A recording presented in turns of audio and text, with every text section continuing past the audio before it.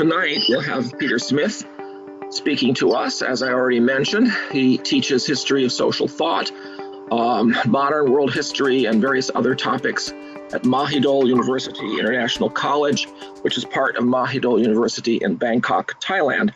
He is an associate professor there. He's also been a university administrator and also served as chair of the social science division of that particular institution.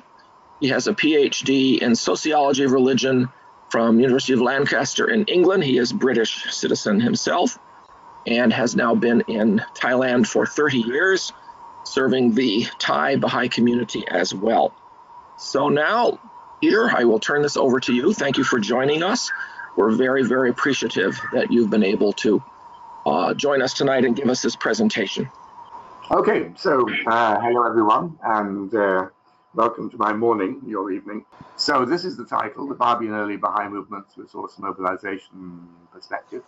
And what I'm going to do in this is, first of all, give a brief outline of what the resource mobilization perspective is, and then apply it to some aspects of the Babi and early Baha'i movements, particularly recruitment, cohesion and leadership, and the interactive relationship with the environing society. So these are only a limited number of topics, but in terms of the time available, it's better to concentrate on a few rather than making it too broad.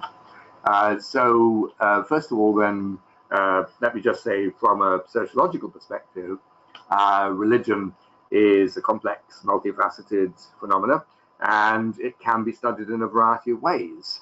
And sociologists of religion are simply one of a number of groups of social scientists who are interested in studying religion as a social reality. So anthropologists, economists, geographers, historians, all of them would bring their own particular viewpoints to that topic. In terms of the resource mobilization perspective, this is just one of a number of sociological approaches to the study of social movements. Let me then just say a little bit about that. So social movements are any organized groups of people who are pursuing some collective goals. And these could be political or religious or related to any other group, aspiration or need. And the social movement, from our perspective, is seen as something different from a long-established social institution. So a social institution is something like a political party or a church, which is a regular part of everyday life and is sort of an established feature. Whereas a social movement is often newly formed. It may be quite transient in nature. Obviously, some social movements last longer than others. And successful social movements sometimes can become social institutions in their own right and become a regular functioning part of society. They become institutionalized. Or alternatively, if a social movement has been trying to establish a particular or attain a particular goal, when the goal is attained, then the members move on to something else.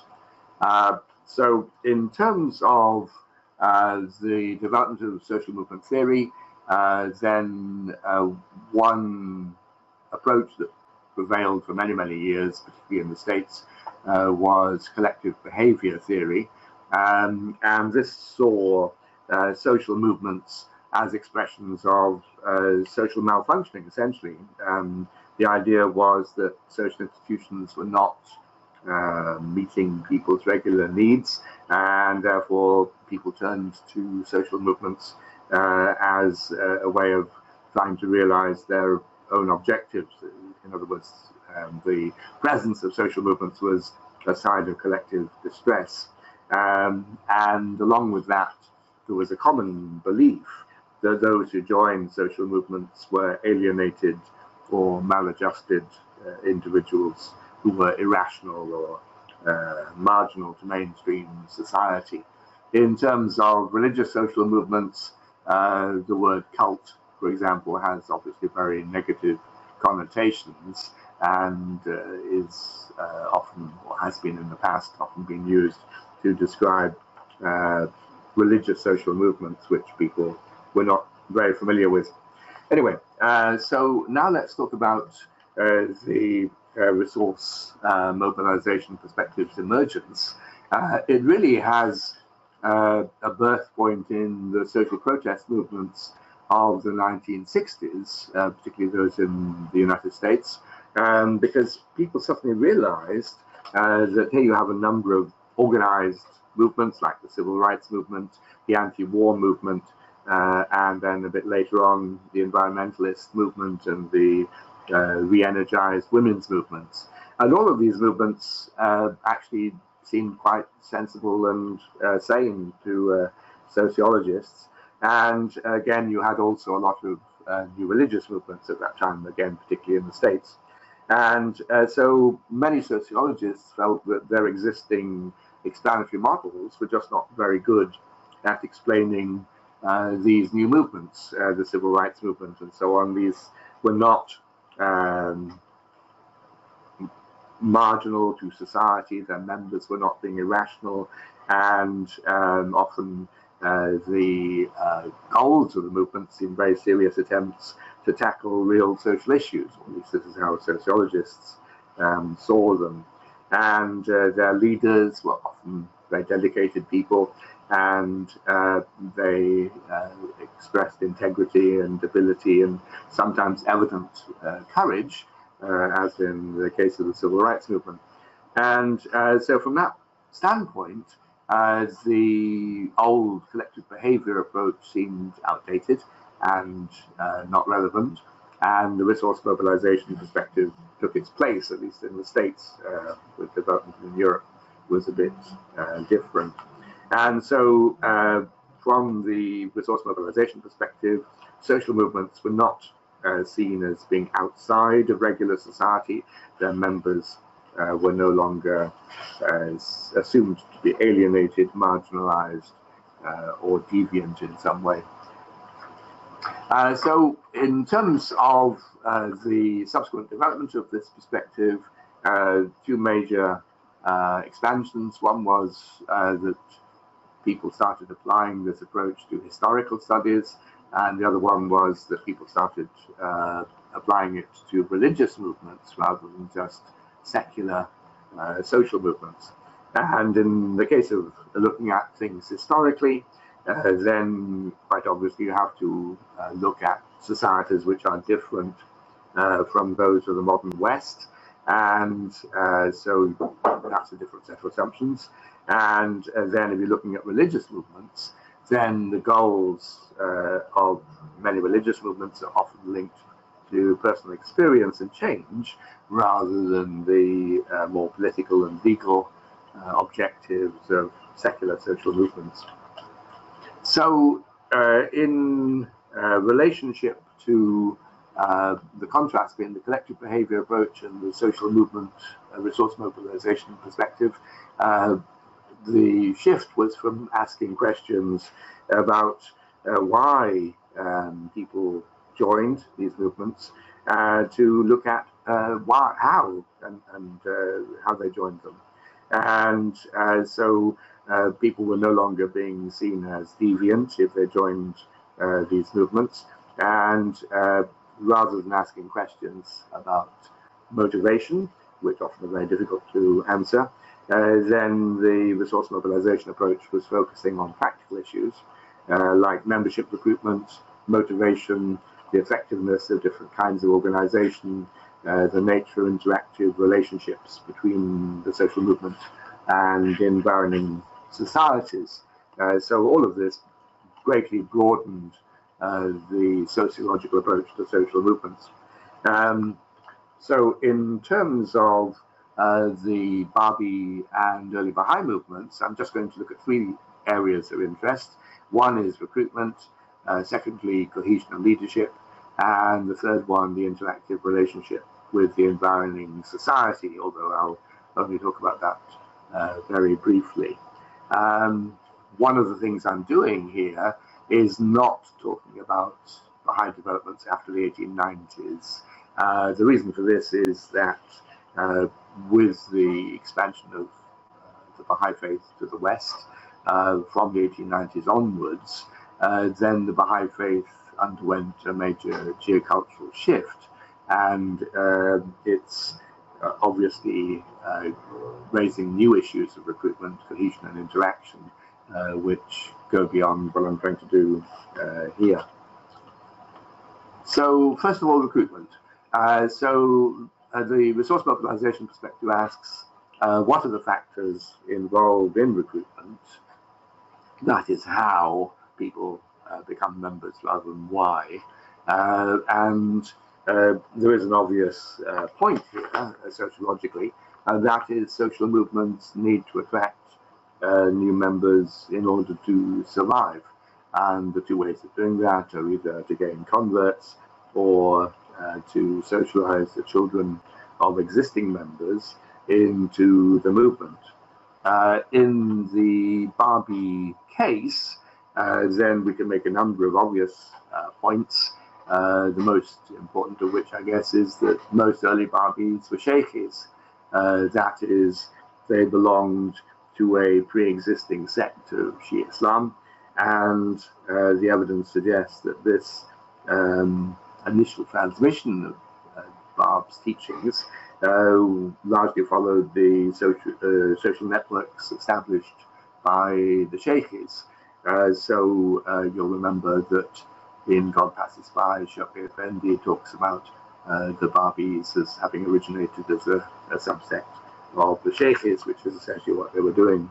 But one of the obvious points to make about early Babi development is that non-Sheikhi Shias soon became followers, although generally speaking playing a much less significant role in the future development of the Babi movement than the original Sheikhi converts. So you have people like Wahid in Nabriz and Hajat in Zanjan, for example, both of whom were not Sheikhis by background.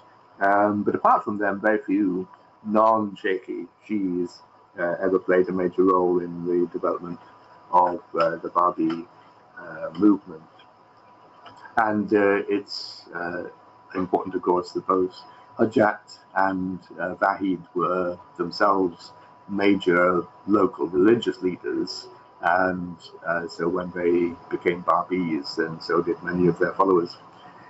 So there's a wider circle of people, it's, I think, interesting and often not really focused on by Baha'is looking at the Babis, that in addition to the core members of the movement, there were obviously a wider number of people who were attracted to the Bab, maybe seeing him as a wonder-working holy man, not particularly conscious of his higher claims.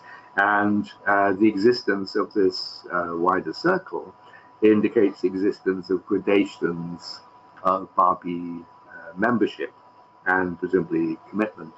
And one of the things that sociologists are aware of course, is that the followers of any religion vary considerably. You have people who are very committed core members, and then you have a periphery of people who may be less involved.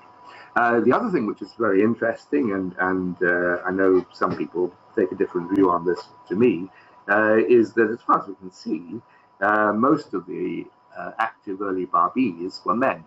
There were active Babi women. Obviously, you have people like Tahareh, who was a major Babi leader, and then you have the Babi women in the Zanjan conflict, some of whom actually took part in the fighting. But generally speaking, as far as I can see, the expansion of the movement initially took place along male lines of contact, social networks, rather than female ones. And if we think about the nature of mid-19th century Iranian society, in which men's lives and women's lives were often very, very sharply distinguished, and therefore how do you actually find out about a new religious movement, then you will hear of it through word of mouth, and that transmission will be gender related. And so we have a society in which women are strongly subordinated, and even today Iran remains a society in which women's rights issues are of concern to many people. That this expansion of the Babi religion amongst women seems to have been relatively limited in extent. So the other thing to mention is that compared to the population of Iran as a whole, relatively few Babis came from the peasantry or the nomadic tribes. So at the time sorry, I must have a sip of this before my voice goes. So the peasants and nomadic and semi-nomadic tribes maybe made up 2/5 of the total population of Iran at that time. So this is a massive section of Iranian society, and there were a few Babi peasants, notably in Mazandaran with the Sheikh Abbasi upheaval. But on the whole, the number of Babi peasants seems to have been quite limited, and the number of nomads even fewer. That doesn't mean we should see the Babi movement in class terms.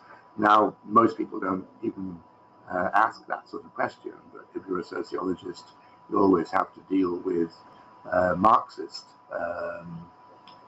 explanations of religious movements, and Marxist historians generally are very keen to emphasize the class-based links that any social movement may have.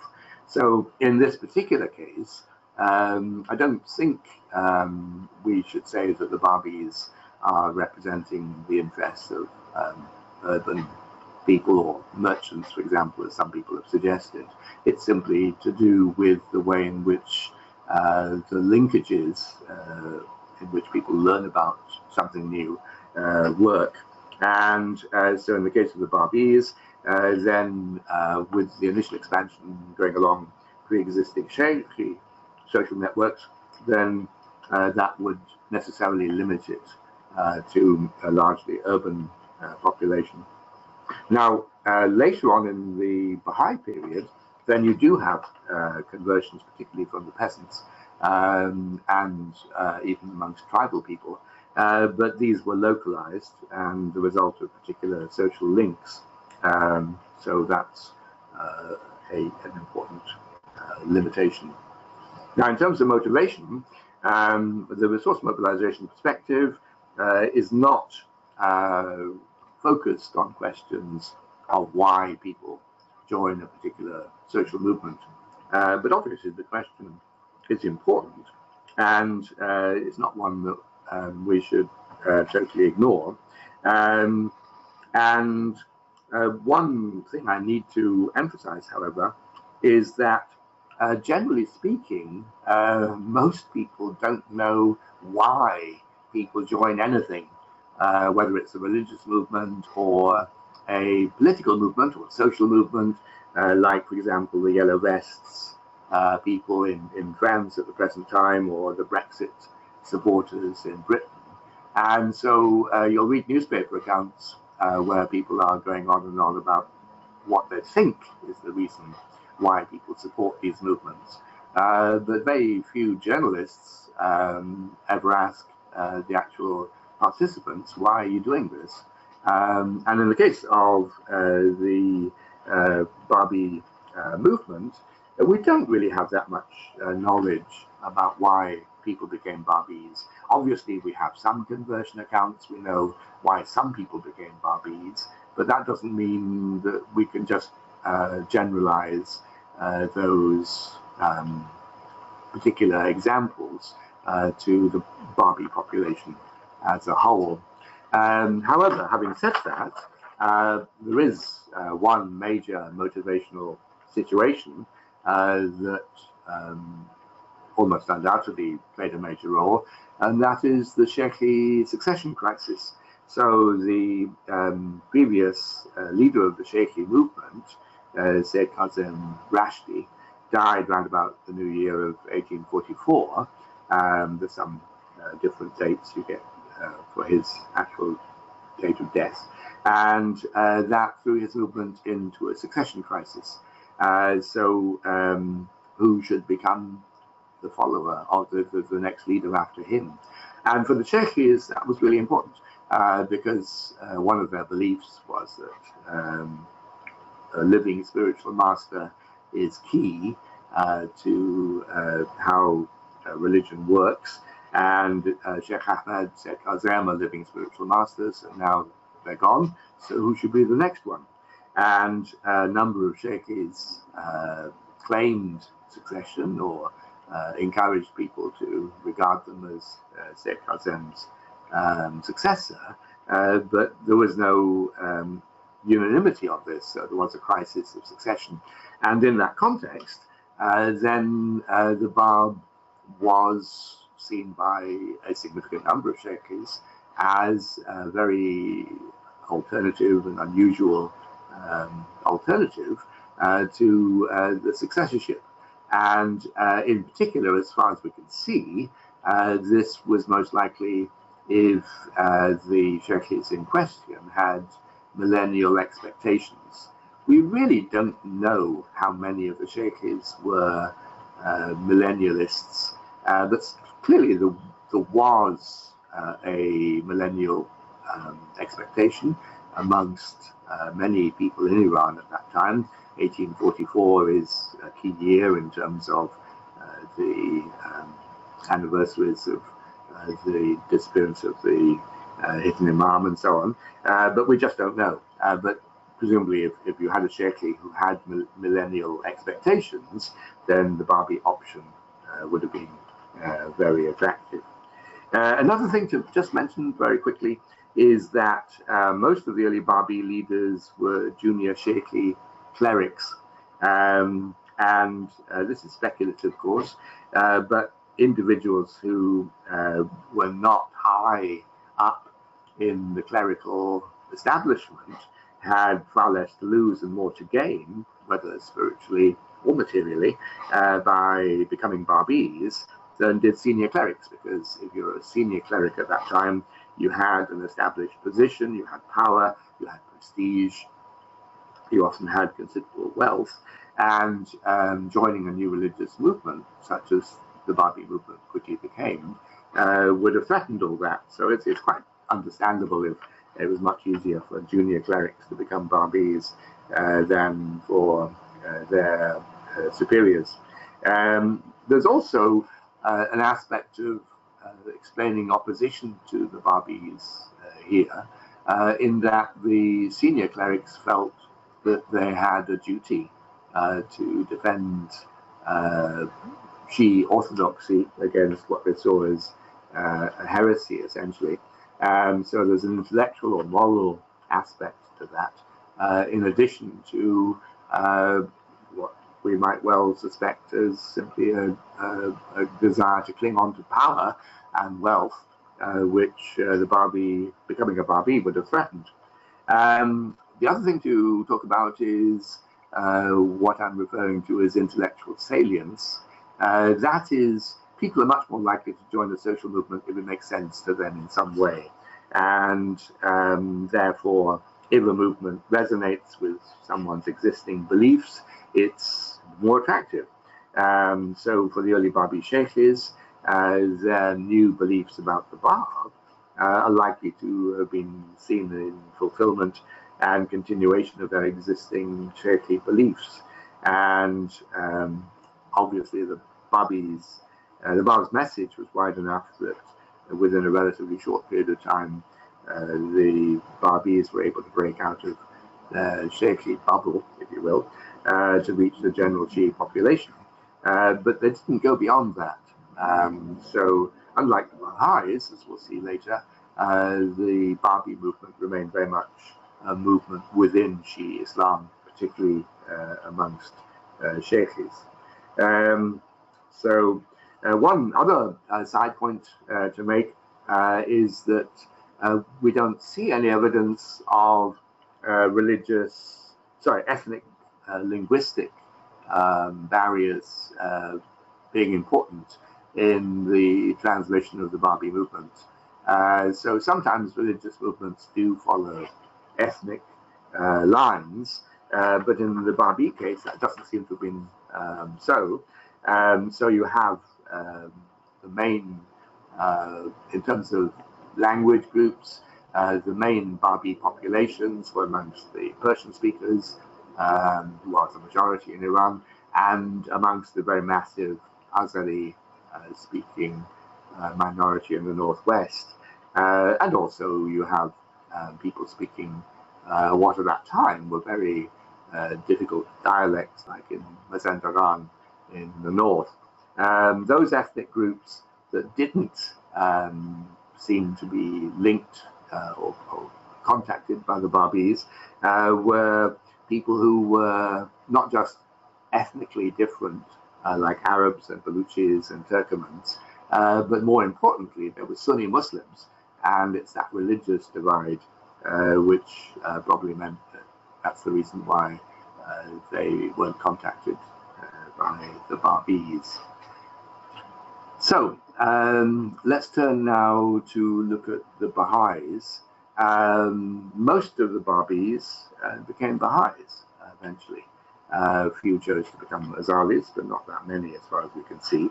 And the reason for this may be that Zubazal was seen as a less charismatic figure than Baha'u'llah, and sociologists love this term charisma, so that's the one we're going to use. And alternatively, they just saw his message as being less interesting or attractive. There were Babis who didn't join either the newly developing Baha'i faith or the Azali movement, but we don't know how many. So for the majority of Babis who did become Baha'is, then their new Baha'i identity would have been likely to be understood as essentially a development of their existing Babi identity, rather than something radically new to which they had to convert. So being a Baha'i was just a way of being a Babi, essentially. One of the most obvious things that we can see in contrasting the Babi movement with the Baha'i movement, which succeeded it, is the role of women. So unlike the Babis, we can see that women begin to play a major role in the transmission of the Baha'i faith. And I've invented this word, familiarization, to refer to what's going on, because obviously you have a whole family who have become Baha'is, then their children, Baha'izadeh, are quite likely to be socialized into the religion. And so mothers then become a major contributor to the ongoing development of the movement. Then we have something else I need to mention very quickly, and that is that from a very early point in time, the Baha'is became adept at using opportunities like printing to transmit their ideas. And so you have, particularly with the establishment of Baha'i printing operations in India, in Bombay, then you have the production of Baha'i literature, which was used not just for the Baha'is, but also to spread Baha'i ideas amongst non-Baha'is. Then we have another thing which is very significant in the Baha'i period, and that is the way in which leading Baha'i scholars began to develop a conceptual language to present Baha'i ideas to Iran's Jewish and Zoroastrian minorities, some of whom converted. And this is really a major breakthrough, because if you think of the Babis as being very much a movement within Shi'i Islam, then the Baha'i faith isn't that. And even though the majority of Iranian Baha'is were, and still are today, from ultimately way back Muslim background, then you have significant numbers of Baha'is of Jewish and Zoroastrian background, and that's become one of the characteristic features of Iranian Baha'i life. By contrast, you have no real success for the Baha'is amongst Iran's Christian minorities, that's the Armenians and the Syrians, and why that is another matter which we don't, I'm not going to go into here, but I will note that outside of Iran, those sorts of barriers don't seem to have been so important. So, for example, in the Levant, you did have the conversion of Christians to the Baha'i faith, but in Iran, you didn't. For that matter, you also had the conversion of Sunni Muslims to the Baha'i faith, both in the Ottoman Empire and in India and Burma. And you had the conversion of Indian Zoroastrians, Parsis, as well as newly arrived Irani Zoroastrians in Bombay. So ideally, of course, we pause here and I'd ask for questions, but that's not the way the webinar is constructed. So I'll go on to the second theme, which is to do with cohesion and leadership. Now, any movement, if it's going to remain a single movement, needs to have some mechanism to ensure its continued cohesion. Now, decentralized movements can be very successful. The best example, perhaps, of the present time is Pentecostalism. Pentecostalism is one of the major religious movements of the present time. It's very decentralized, so there's very little in terms of a common Pentecostal organization or leadership. And it's therefore very localized and diverse. Now, if we're talking about the Babis and Baha'is, that's not what they saw the movements as. For the Babis and Baha'is, the focus was on a single leader and on the unity of the movement. And so the question of cohesion is a very important one. Now, in talking about this, I'm going to reverse the order historically, simply because the Baha'is were much more successful in ensuring the cohesion of their movement. Remember, I'm talking about the 19th century now, so I'm not talking about the Baha'i faith today, but its early development in the Middle East in the 19th century. But the cohesion and unity of the Baha'i movement was much easier than in the case of the Babis. And of course, after the passing of Baha'u'llah, then you have the growing emphasis on the Baha'i covenant, which becomes a major factor in Baha'i, modern Baha'i unity. I need to switch on one more slide here. But having said all of that, logistics becomes something that is also important. So it's not just a matter of belief.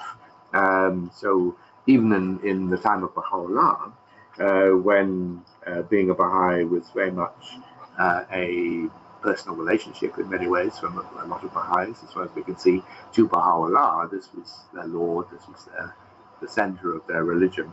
But at the same time, there's also very practical things to consider. And one of these is simply logistical.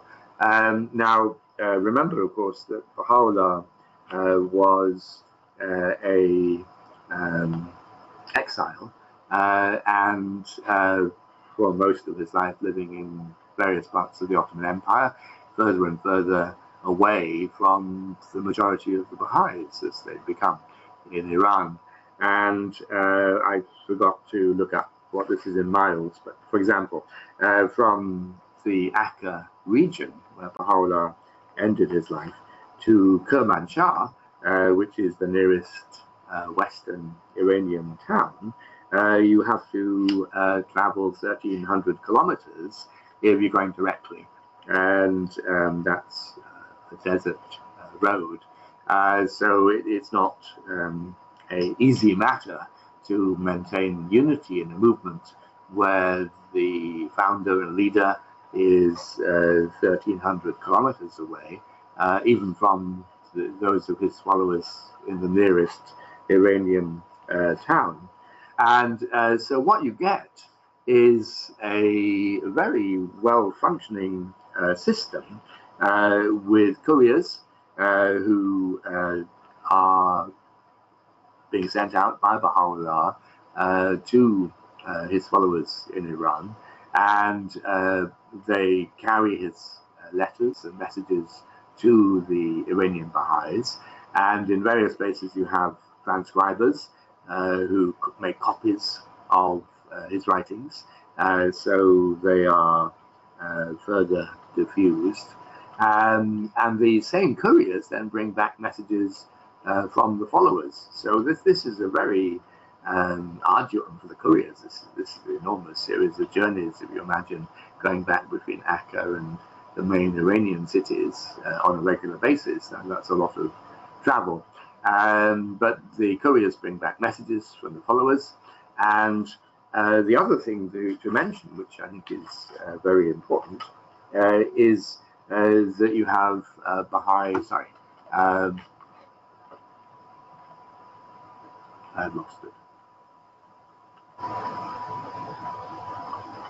PowerPoint problems. Yes, so the other thing is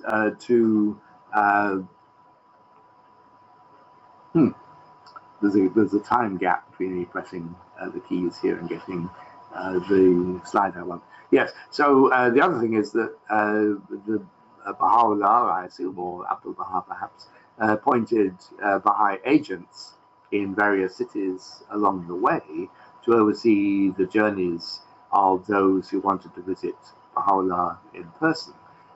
So ideally, if you were a Baha'i wanting to visit Baha'u'llah in Akka or in Bábí later on, then you would receive permission, and then you wouldn't just travel independently.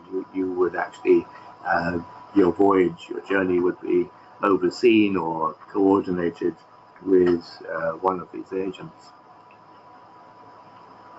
Okay, the other thing to mention is very quickly how the Baha'is adopted modern technologies. So I've already mentioned printing, both in Egypt and in India. This meant that Baha'is could distribute their literature to both Baha'is and possibly inquirers. And it also meant that it was much easier to maintain what I'd call the unity of message than it had been for the Bábís. Again, the Baha'is were very quick to use the new telegraph system, which was installed in Iran at this time, as well as the networks of steamer services and railways for travel. So all of that makes a very great difference to coordination. Then at the local level, eventually, of course, you get the formation of elected local Baha'i councils, what we think of today as local spiritual assemblies and national assemblies, and to manage community affairs. But in the period up to the 1890s, the emphasis is more on individuals. And so you have a number of loyal missionary teachers, a number of whom were former Shi'i clerics, and they act as Baha'u'llah's lieutenants in Iran, and they travel around Iran, and they develop an effective network of Baha'i groups, and the beginning of a sense of national unity, if you like, amongst the Baha'is. So now let's look at the Babi situation. For the Babis, everything was much more difficult. First off, of course, you have the terribly difficult situation in relationship to the environing society. The Babi movement did not last for very long. It fell into a number of violent conflicts with the forces of the state and local people, and it was eventually bloodily suppressed in a really horrible welter of blood. But even without those external threats, I would say that the Babi movement never reached the level of coordination which was later attained by the Baha'is.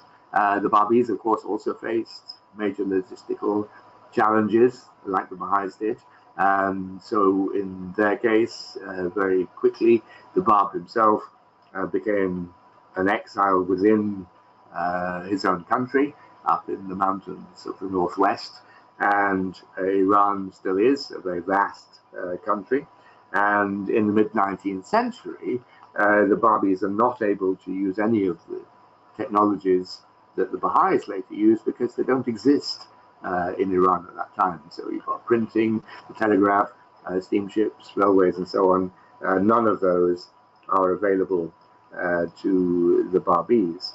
And again, to give you an example of distances, one of the major Babi missionary centers was in Mashhad in the northeast, and from there to Tabriz in the northwest would have been a journey of over 1,500 kilometers, often by foot, on pre-modern roads.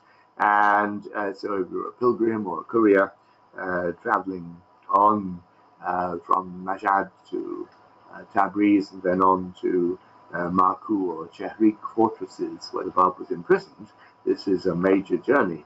But having said that, then the Babis still developed some elements of what the Baha'is later did in terms of having couriers and people transcribing writings and copying them for a wider audience.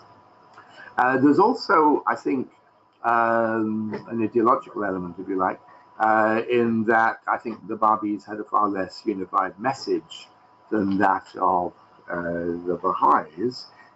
This is partly because the Babi movement developed very quickly and coordination was much more difficult, as I just said, for logistical reasons. But the actual status of the Bab was something which not all Babis were agreed on, and the implication of his proclamation and teachings were topics of dispute. And as far as we can see, there were tensions even between leading disciples in terms of what the Babi movement was all about.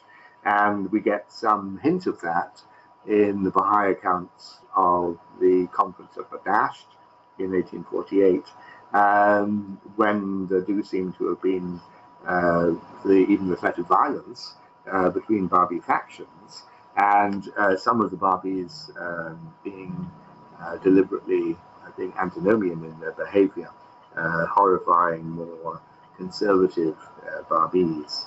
And again, when the Bab was imprisoned in the remote northwest, you have a number of alternative rival claims to charisma by the Babis, focusing on the main Babi disciples like Mullah Hussein, Qutuz, and Tahareh, all three of whom were seen by some of the Babis as sharing in the Bab status as Qa'im.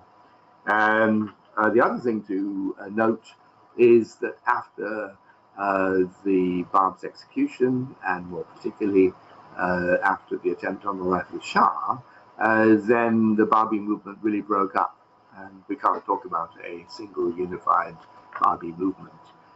Instead, you get rival individuals advancing claims to leadership and or theophanic status, and of course all of that compares very strongly to the later Baha'i situation, where you have very orderly successions, and you don't have these.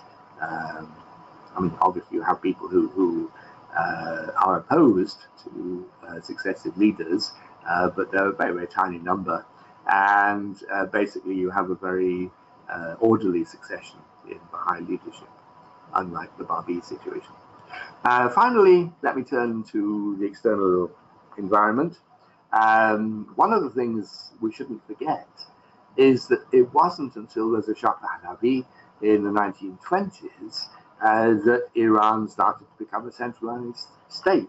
During the Qajar period in the 19th century and early 20th century, Iran was still very, very decentralized. The Shahs might claim enormous powers, but their effective control was only over their own local area. And they had to rely very strongly on regional governors and tribal leaders who had often their own military forces to exercise varying degrees of control over the provinces. There's no national army, there's no security force on a national level. Local tribes are armed and effectively independent military powers. And even within the cities, then local governors may find their objectives disputed by leading clerics.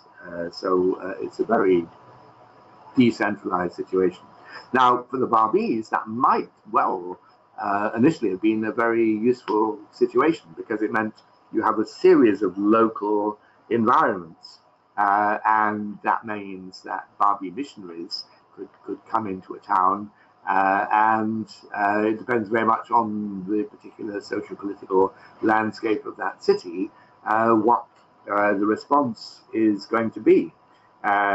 If you have, of course, you could also have very strong opposition, but not always, and the local elite might be divided, and some might be sympathetic and others not so. And so it becomes, in a way, a more open context in which the Babi missionary activity can occur. If you have a very, very strong anti-Babi local leader, like Karim Khan in Kerman, then the Babis had a very great problem in establishing a presence in such places. And initially also there seemed to be genuine possibilities of political support. So although the higher clergy were very early on opposed to the Babis, some at least of the political elite were sympathetic. And most notably, of course, you have the situation in Esfahan with the governor actually supporting the Bab. And that, from the Babi perspective, it meant that there really did seem a possibility that they could gain success of some sort as a result of political supporters. But of course, after the death of the governor, the Bab is exiled quite in real terms to the northwest by the chief minister. And from that time onwards, the government's attitude becomes hostile. And then again, the other thing is to talk about and we don't have time to do that here, but the conflicts at Tabasi and Nevis and Zanjan, although some people have wanted to present these as a coordinated set of conflicts, then, and I'm not saying that's not the case, but it's quite obvious that local factors are enormously important, both in the origin of these tensions and in their development. Now, in terms of the Baha'is, the situation is quite different in some respects.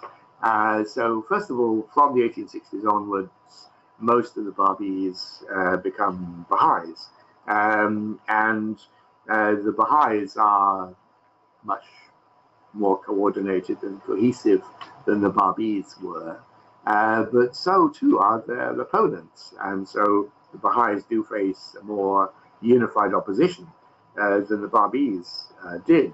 But having said that, you've still got major local differences, and You have outbreaks of persecution, some of them very severe, but they're localized and they reflect local factors. They're not a national level of persecution.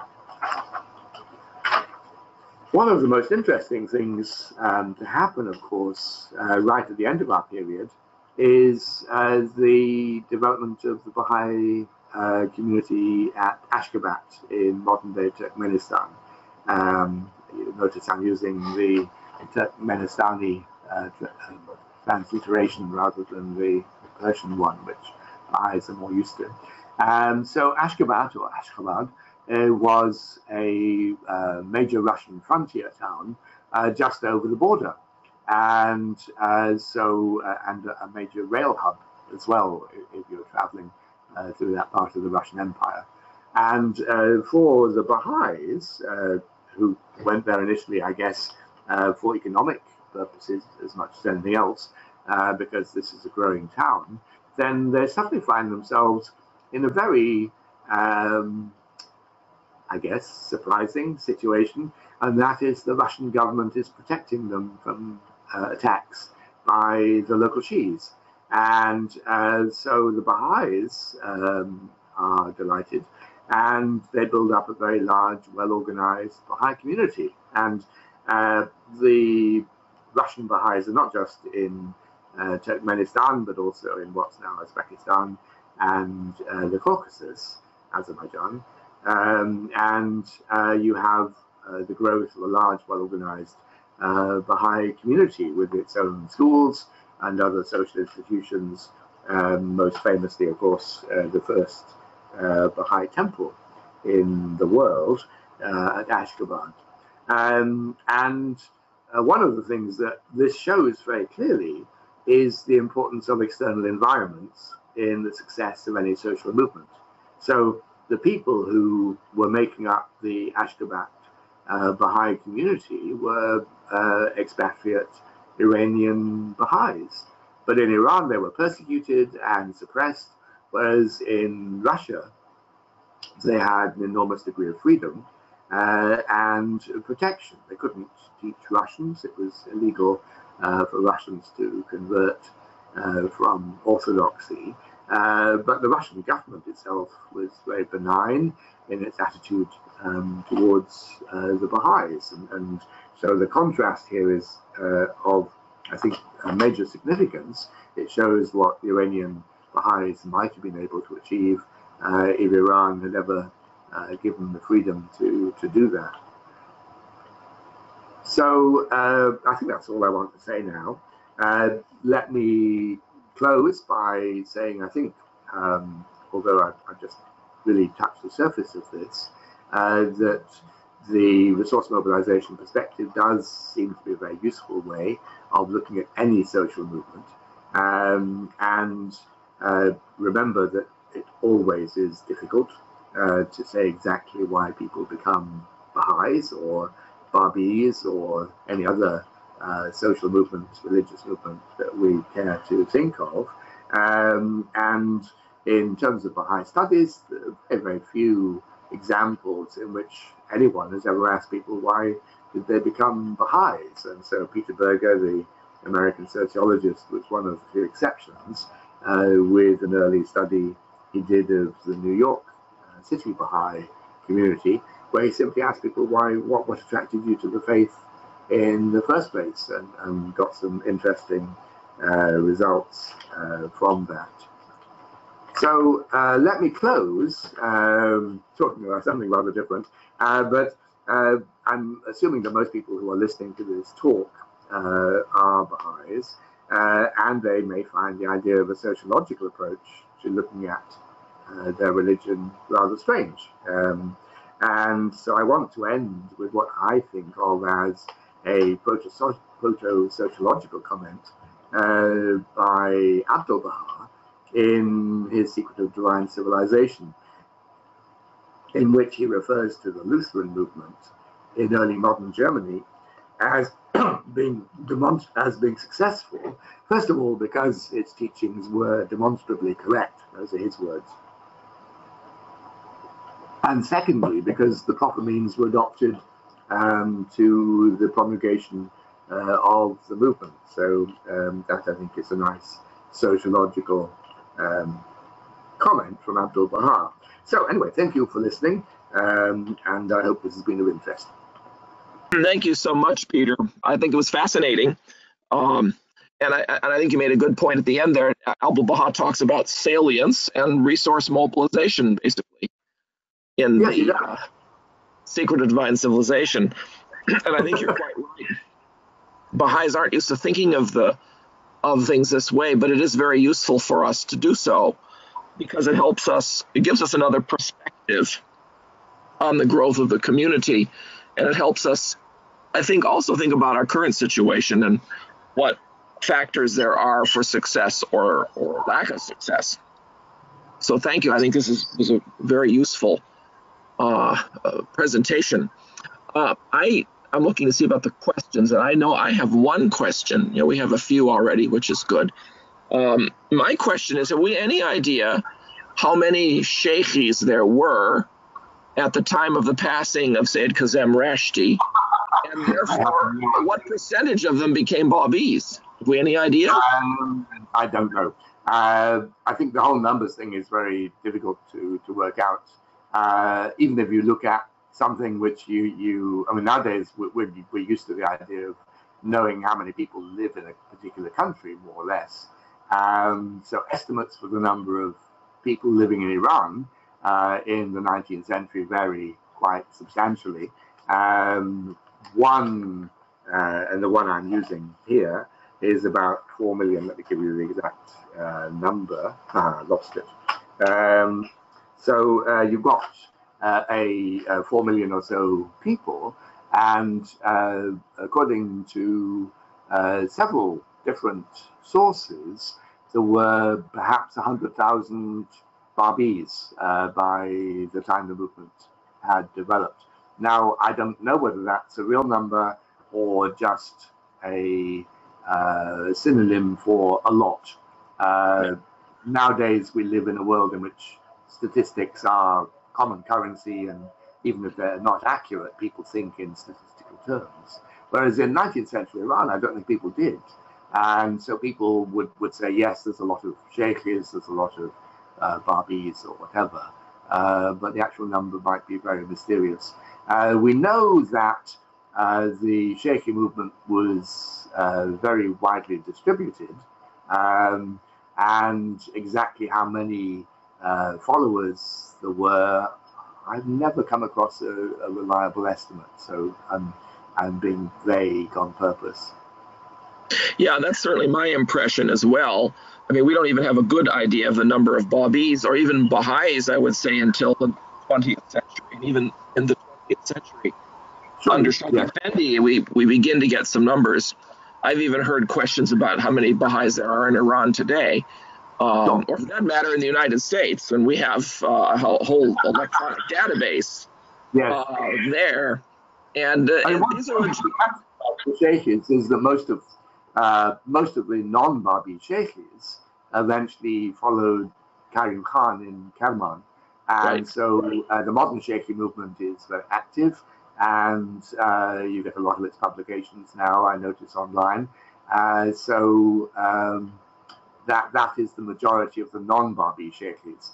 And also you had a situation that some of the people who became Babis later left the Babi movement because it was too radical for them, too weird, if you like, and presumably went back to being regular sheikhs. But I think sheikhi membership in itself was also something not always clear-cut.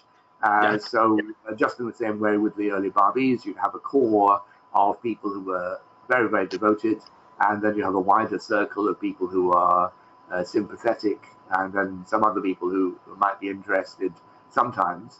And exactly quantifying any of those numbers is not easy. Yeah, as far as I know, there were no sheikhi mosques, for example, in cities.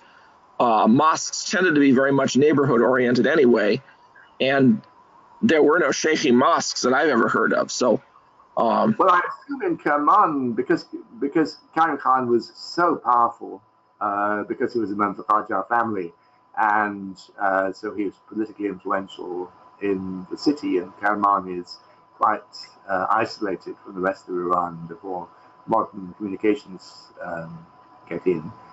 So yes, I think that they would have had the power, again in Tabriz, that were very powerful Tabrizi sheikhs.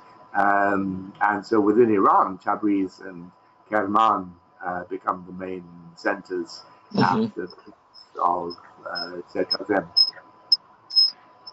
I don't know how many sheikhs there were in Iraq. That would be another very interesting question. Because, yeah, in Karbala. Yes. Yeah, that is an interesting question. Irina asks this. We know of at least one conversion of an Iranian Christian during the Bab's time, that of Menuchehr Khan, mayor of Esfahan, who was converted by the Bab himself. Perhaps there were some conversions who came from that connection. Well, I don't think Menuchehr Khan was a Christian. He was a converted Muslim. So he was originally from Georgia, and he was captured in one of the Iranian wars of conquest in Georgia, castrated, and converted to Islam. So he wouldn't have had the high status he had if he'd still been a Christian. But obviously he comes from a Christian background. But I don't know of any other Georgian Bábís. So at that time in Iran, you have the majority of the Christians, as at the present time, are Armenian, and I don't know any of those who became Babi. And then you have the Assyrians, but the Assyrians are very localized and not very much part of the main Iranian society. The Armenians, because a lot of them were based in cities, and you have a significant trading minority, then they were more part of national life, but they didn't become Christian. So the contrast between the Babi and the Baha'i situations is significant, more to do with Zoroastrians and Jews, I think, than Christians. Christians have always tended to be out of it. Mm-hmm. Irina also asks whether you have any comments in connection with this particular presentation, further comments about the Conference of Badasht and its role. I don't know, because the sources are confusing. And there was obviously a regular Baha'i account of Badasht, but that comes in quite a lot later. And at the time, it does seem to have been controversial amongst the Babis themselves. And so exactly what happened, from a historical point of view, I think is a bit ambiguous. People are later remembering the event from their own particular perspective. What happened at the time may be more difficult to unravel. But there were tensions, that does seem clear, even in the Baha'i account. As illustrated by the clash, even if it was orchestrated by Baha'u'llah, but the clash between Mullah Hussein and Qudus and Tahirih. Yes. My impression is that a lot of people, I mean, the Baha'i account is that was orchestrated, but whether the people there at the time saw it in those terms, I don't know. Right. I mean, it would only work if it fit the pattern anyway. Yes. Yeah. So it basically has got to be a representative of the feelings that people had. David asks this question: do you have any additional thoughts and speculations about why more Christians didn't become Baha'is in Iran? My supposition is that in the 19th century, all of the Iranian religious minorities became very conscious both of their identity and their minority status, and the fact that they were being ill-treated by the Shia majority.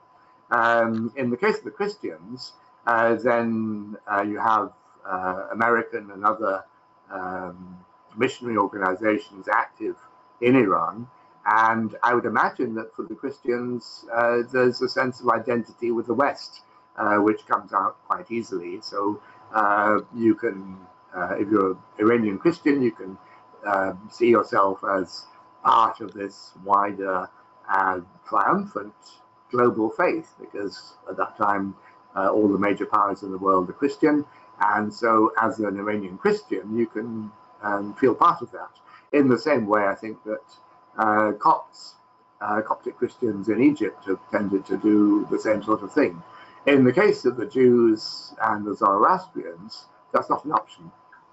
We know that there were Zoroastrians from India who contacted their co-religionists in Iran, and that was an important source of inspiration.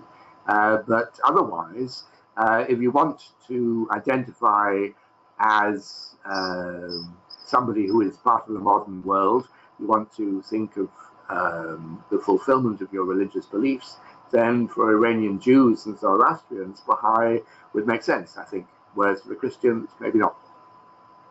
Yeah, that seems to be generally the position of Susan Monek and other people who've studied the situation as well, that also that the Iranian and Zoroastrian minorities were much more Persian speaking and therefore much more assimilated to the culture, more familiar with the ideas of martyrdom, so they'd be impressed by Bábí and Baha'i martyrs more than the Armenians and Assyrians, who didn't really speak Persian as much. The Armenians had a notorious accent, apparently, and of course they were also merchants, so they were in that sense kind of removed from the culture in some ways.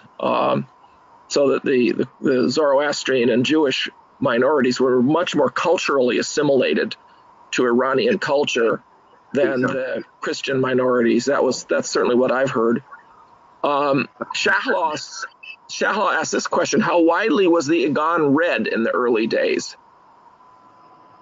Again, I don't really know. I mean, there's a lot of these questions which are very important, and unless somebody does research on how many manuscripts of the Quran, I'm sure somebody has looked at how many manuscripts of the Quran there were. So this would be a very useful research project for someone. Hint. They simply collect all the information they can about original manuscript copies of the Quran and other basic Baha'i writings, and see how many copies there were. That will give you an idea of the spread of it, and then trace its printing history. I'm not quite sure what the first date for printing the Quran would have been, but that would be an important factor. So the resource mobilization perspective does emphasize things like communications and printing and publishing and all of these very nitty-gritty things, which are major signals for the expansion and success of a movement. Obviously, if there's lots of copies of a manuscript, it's been more likely to be widely read than if there's very, very few obscure copies. Yeah, it would be interesting to try and make a comparison of the Agan with the Qayyum al-Asma and the Persian Bayan, for example, to the extent that that's possible, because many manuscripts would have been destroyed later on, but certainly the number of Persian Bayan manuscripts that are in existence today is not a huge number, apparently. Well, we know that quite a lot of the early Baha'is have never read the Bayan. Even Baha'u'llah, actually. That's right, including Baha'u'llah. The Qayyum al-Asma seems to have been widely circulated, or bits of it at least. Whether the whole manuscript was widely known, I don't know. But manuscript transmission is a very fascinating area of study for historians, and obviously if we're living in a world in which printed sources are rare or non-existent, then we have to trace manuscript copying. Irina, who clearly enjoyed this, said, Baha'u'llah being distant from the Iranian community until this webinar. I never thought of Baha'u'llah as being distant from the Iranian community until this webinar. It is really remarkable what a community he was able to establish. Thank you for this information. And I think, well, the other thing I mentioned, which I didn't talk about in the presentation, but which is obvious from the Baha'u'llah's period in Baghdad onwards, is that even though we don't know how many copies of the Quran or the Hidden Words or the Seven Values were made, these books did seem to have a very immediate impact on the Babis. And because if you compare the Babi writings with those early writings of Baha'u'llah, then this is clearly a new series of ways of looking at the Babi movement, which I think for Babis at the time would have been very stimulating. Come to think of it, sorry, go ahead. So I think one of the reasons for Baha'i success is the nature of Baha'u'llah's writings. And from a religious standpoint, you might say, well, it's the religious power, the spiritual power of the writings, and quite clearly some of Baha'u'llah's early writings have a tremendous sense of the immediacy of the divine presence. But it's also the fact that a book like the Quran is addressed directly to the crisis the Babis are experiencing in terms of how to make sense of what's happened to them. Their movement has been destroyed. The Bab has been executed. Most of their leaders have been killed. How do you make sense of all of that? And the Quran does that very effectively. And then the Hidden Words is, I mean, all of those of us who know the Hidden Words can feel the nature of the ethical message, which I think would have been very appealing to a lot of people. Yeah, and later on, of course, Baha'u'llah's writings in pure Persian would have been very appealing to Zoroastrians and to incipient nationalists, which is, yes, again, quite a remarkable genre for him to write in. Yes. Yeah, there was, what was my other comment? I was going to make another comment about something, but it may come to me. Betty says, could you write a history about the Babi and early Baha'is from a resource mobilization perspective? It would be very illuminating. Okay, well, I'd have to get a publisher, but yes. Well, to some extent, of course, there's traces of that in my old Cambridge book on the Babi and Baha'i religions. So the resource mobilization perspective is simply one approach within sociology, but I did address it in an earlier article years ago, and I'm thinking I'll turn this talk into a short paper at some point for publication, if I can find a publisher. Yeah, that would be marvelous. I remember what I was going to mention, and that's that E.G. Brown's book, A Year Among the Persians, frequently talks about his effort to obtain manuscripts. Yes. And so that would be quite an interesting thing to look at. He had a lot of trouble obtaining Babi manuscripts, if I recall, but he could often get manuscripts of Baha'u'llah's writings. Well, I think the Year Among the Persians, which I really ought to reread because it's such an important book, it really gives us a snapshot of the Baha'i community in late 19th century Iran. And it's fascinating to see the way in which initially Brown is unable to even get anyone to talk to him about Baha'i. And then when people realize he's interested, then obviously a Baha'i network of some sort comes into operation. Springs into action. People mysteriously appear who say, oh yes, you're interested in Babi Baha'i manuscripts, and here is one. So it tells you a lot about the way in which the Baha'i community at that time was functioning. So yes, yeah, they were sending letters of recommendation with him when he went from city to city. It seemed a letter of recommendation from someone to take to someone in the next city, if I remember right. Yes. So it shows that logistical factors are always important. And even if you have a religion which is being persecuted, then its survival is going to depend on how effectively it maintains its cohesion. And quite obviously, many social and religious movements don't do that. They fail and they disappear. And I think quite apart from the global expansion of the faith since the 1890s, then the very fact that it survived in the way it has in Iran, and so even though there may be 200, 300,000, whatever the number is, Baha'is in Iran today, that's amazing. I think that really is a tremendous tribute both to the loyalty and heroism very often of the Baha'is in Iran, but also to their very effective understanding of organizational principles to maintain their unity. Yeah.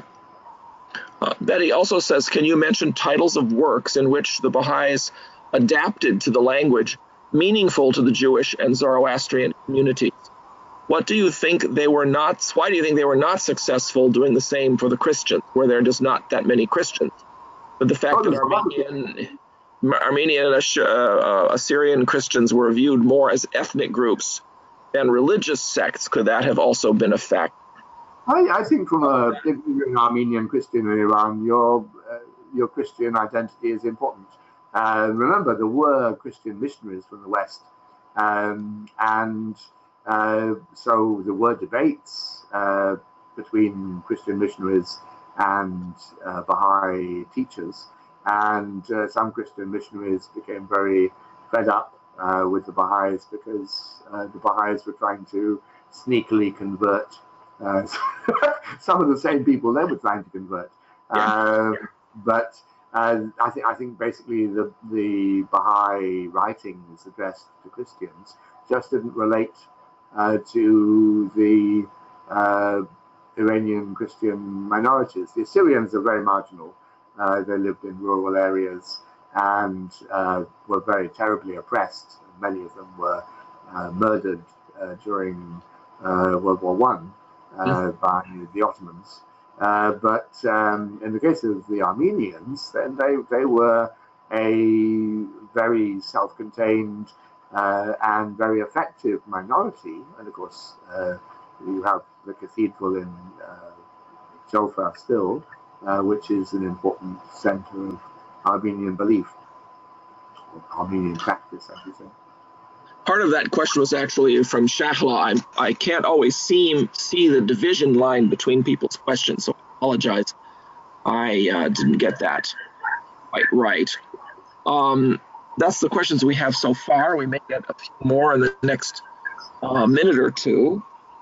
This I certainly think was, I hope, it seems to have been quite interesting to people, which is great.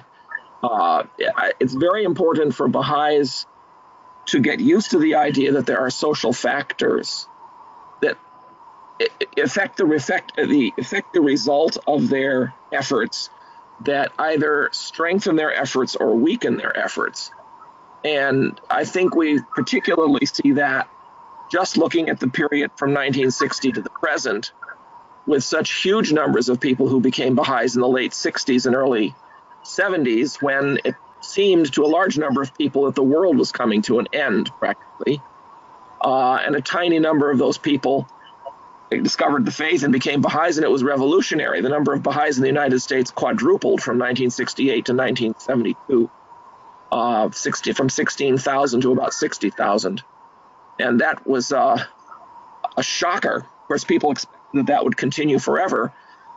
But the society changed, and the optimism, which had given way to despair in the 68 to 72 period with all those assassinations and with the Vietnam War and all that, and the civil rights movement kind of coming to an end, we were then moved into a time of much more social complacency. And it was a more conservative time. So there was just less interest in the faith worldwide. I think that was the same pattern in Great Britain, wasn't it, with huge numbers of people joining from 68 to 72? Oh, we never had huge numbers. So in Britain, I think when I became a Baha'i in the early 1960s, then there were probably less than 2,000 Baha'is, 1,500 maybe, in the whole of the country. And I think at the time of maximum expansion, it went up to maybe 5,000. So one of the things I would say about the modern British Baha'i community, as far as I can sense what it does at this distance, is that the Baha'is have actually adapted very well to the fact that they are a very, very small number, and they play a major role in interfaith activities. And so the Baha'is punch, if you like, way above their weight in the British context, partly because they're very realistic about who they are, and don't see themselves as a impending national religion, as it were. If people have unrealistic expectations, then this is not a helpful thing to do. But in general, I would say yes, of course. If we look at modern day Baha'i expansion and distribution, it's again enormously impressive. I mean, even though the number of Baha'is from different religious backgrounds varies enormously, we do have people from Buddhist and Hindu and Christian and Jewish and secular and all sorts of other backgrounds, and that's interesting. I mean, it shows us that there is something about the appeal of the Baha'i faith, which is very multifaceted, and then we can look in more detail, and of course sociologically that's an important thing to do, at social factors, changes in the political environment, changes in the religious milieu, and those are very important. If people today want to think about Baha'i expansion, then they have to think about questions of logistics and how you communicate with people, and whether what you're trying to communicate is actually the best thing you're trying to do. So all of those questions are still with us and are of considerable importance. Well, thank you very much, Peter. I want to thank people for joining us tonight and wish you the best and enjoy the rest of your week.